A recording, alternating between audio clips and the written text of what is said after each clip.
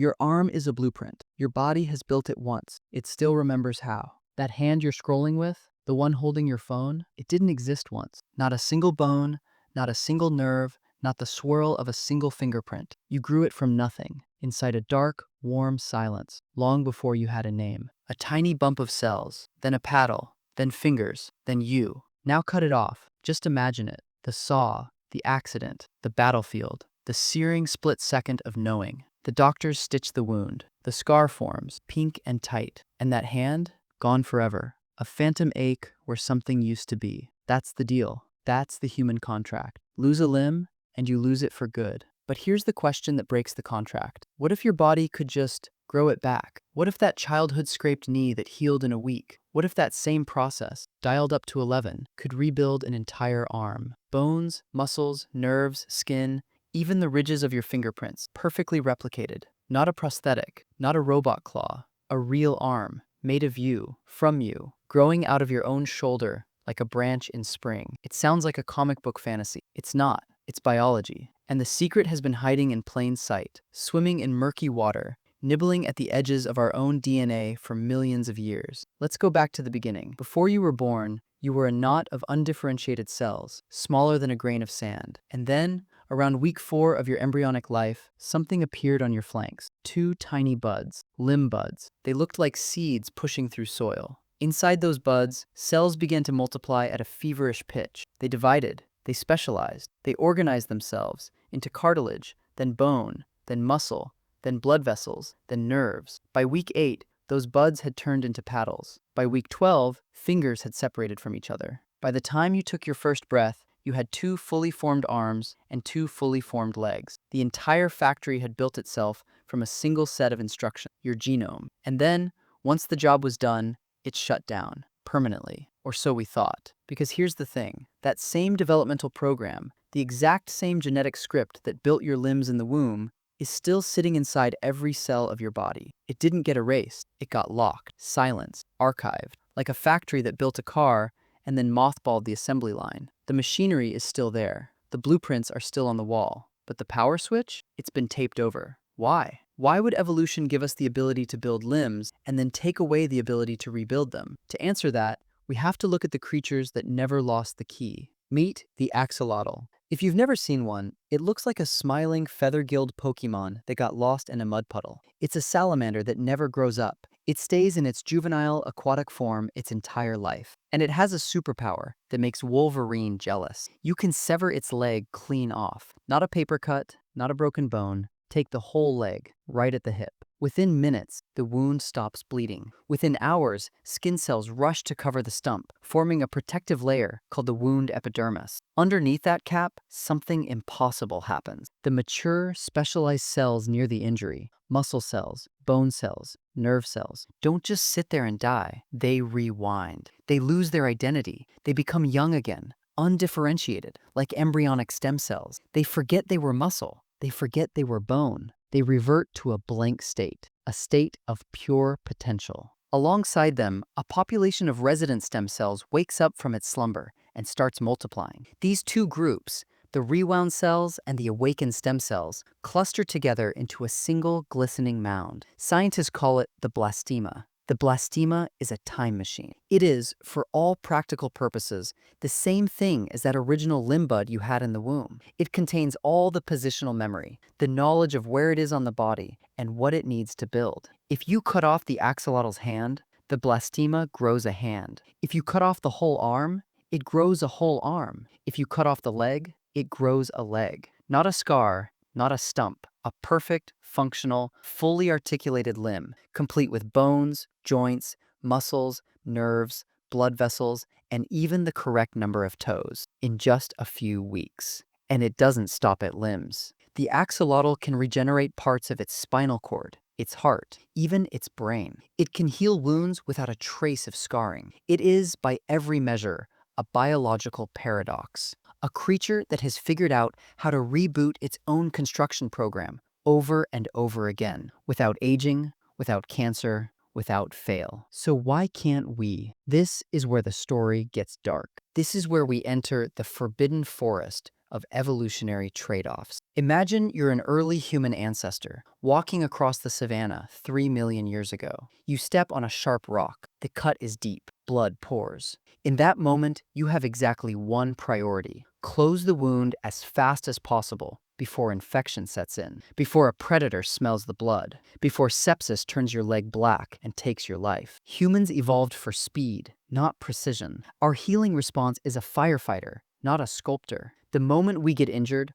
our bodies flood the wound with clotting factors, inflammation, and collagen. We pull the edges together and we seal. The scar that forms isn't a failure. It's a survival tactic. It's ugly, it's stiff, it's numb, but it's closed. And closed means alive. But that speed came with a cost. To heal fast, we had to sacrifice the ability to regenerate. The blastema pathway, the slow, meticulous, developmental rewinding that salamanders do, takes time. It takes energy. And in a world where a single infected scratch could end your lineage, that trade-off made perfect sense. But there's a deeper cost, a darker one. To form a blastema, your cells have to de-differentiate. They have to become young again, plastic, capable of dividing and transforming into anything. And here's the terrifying part. That process is indistinguishable from cancer. Uncontrolled cell division, loss of cellular identity, rapid, unchecked growth, that's not regeneration. That's a tumor. Evolution made a devil's bargain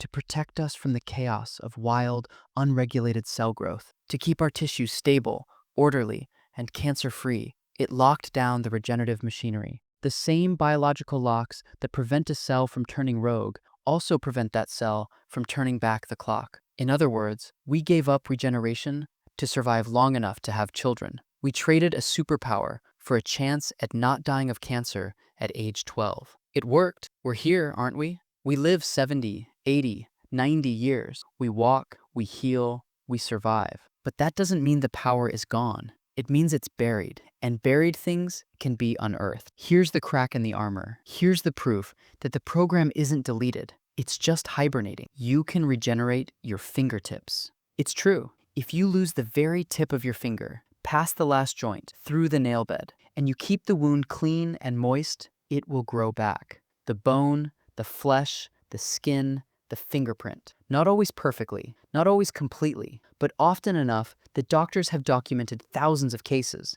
especially in children. Your fingertip is a cryogenic echo of the axolotl's power, a whisper of the ancient program, still faintly running in the background. And it gets weirder. In 2013, researchers at the University of Kentucky found that when you remove the tip of a mouse's toe, the bone regenerates through a process that involves, you guessed it, a blastema-like structure. It's not as robust as the salamanders, but it's there, a ghost in the machine. What about the rest of us? If our fingertips can do it, why can't our arms? Why can't our hearts, our spinal cords, our eyes? Because the signal doesn't travel far enough. The wound epidermis that forms over a severed fingertip sends out biochemical signals that only reach the cells in the immediate vicinity. It activates the regenerative program locally. But when you cut off an entire arm, the sheer scale of the injury overwhelms the system. The signaling molecules diffuse too slowly, the inflammatory response is too aggressive,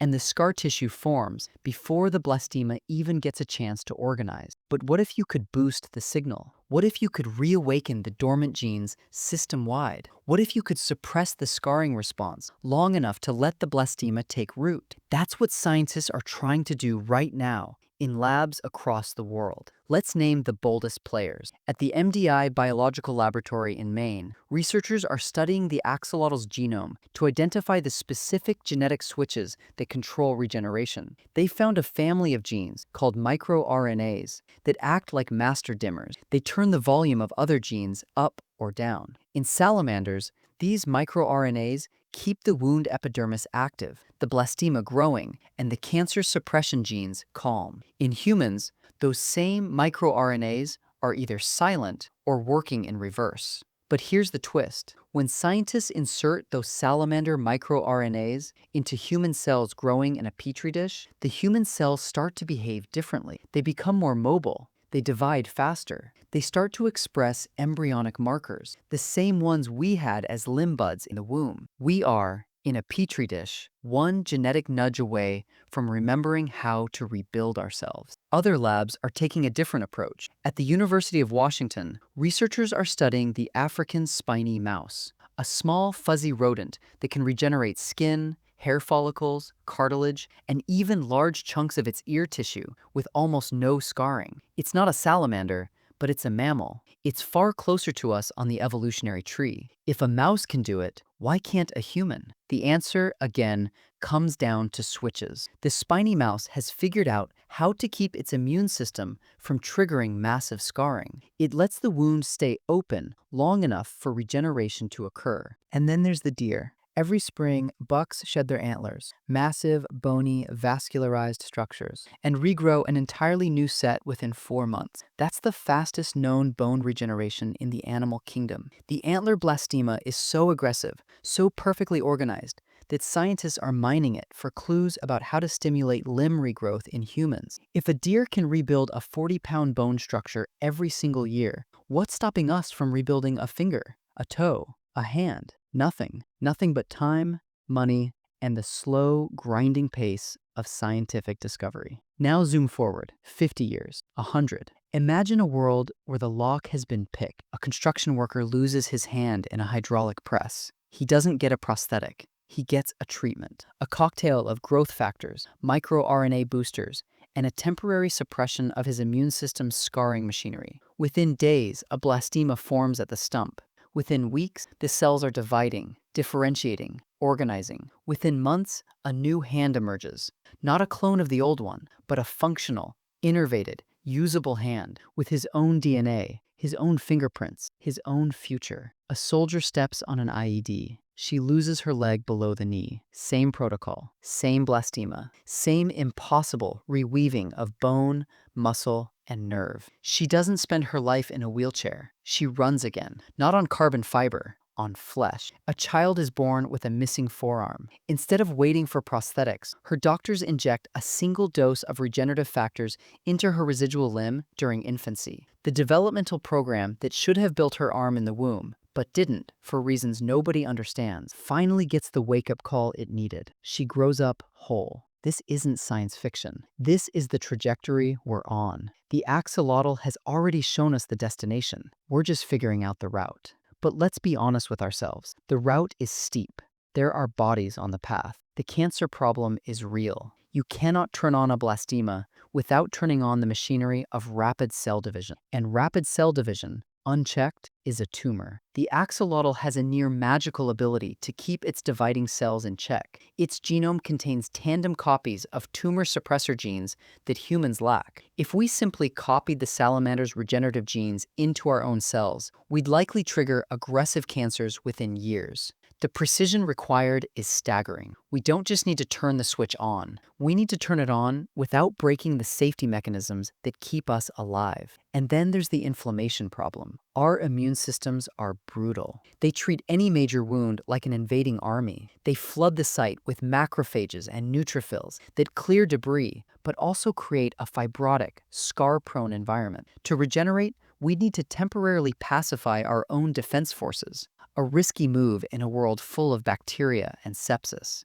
We'd need to hold the wound in a sterile, controlled state for weeks or months, waiting for the blastema to do its work. That's not just biology. That's infrastructure. That's clean rooms, antibiotics, constant monitoring. It's a medical miracle, but it's also a logistical nightmare. And yet the fingertips grow back. The deer regrow antlers. The spiny mouse heals without scars. The axolotl rebuilds its brain. The proof is out there. Swimming, running, shedding, surviving. The biological possibility is not a question. It's a fact. The only question is, will we be brave enough, smart enough, and patient enough to claim it for ourselves? Here's the thing about evolution. It's not a ladder. It's not a march toward perfection. It's a tinkerer, a scavenger, a desperate gambler rolling dice against extinction. Every adaptation comes with a cost. Every advantage carries a shadow. We traded regeneration for scar tissue and cancer protection. We traded the ability to regrow an arm for the ability to live long enough to bury our parents. That trade wasn't wrong. It kept us alive. It let us build civilizations, write poetry, land on the moon. It gave us this moment, right now, where we can sit in a room and ask, what if? But trades can be renegotiated. The contract can be rewritten, not by evolution, which moves at the pace of glaciers, but by us, by our laboratories, and our microRNA injections, and our stem cell scaffolds, and our reckless, beautiful, relentless curiosity. If you're watching this, you are the product of 3 billion years of survival. Your body is a cathedral of compromises, but inside every cell of that cathedral, there's a locked door. Behind that door is a blueprint, and that blueprint says, I know how to build you. I've done it before. The lock is not eternal. The key is being forged. So what if humans could regenerate limbs? We'd be gods. We'd be monsters. We'd be something in between. We'd look at an amputation not as a tragedy, but as a delay. We'd look at a wound and see not a scar, but a beginning. We'd look at our own bodies and realize for the first time that we are not finished. We were never finished. We're just getting started.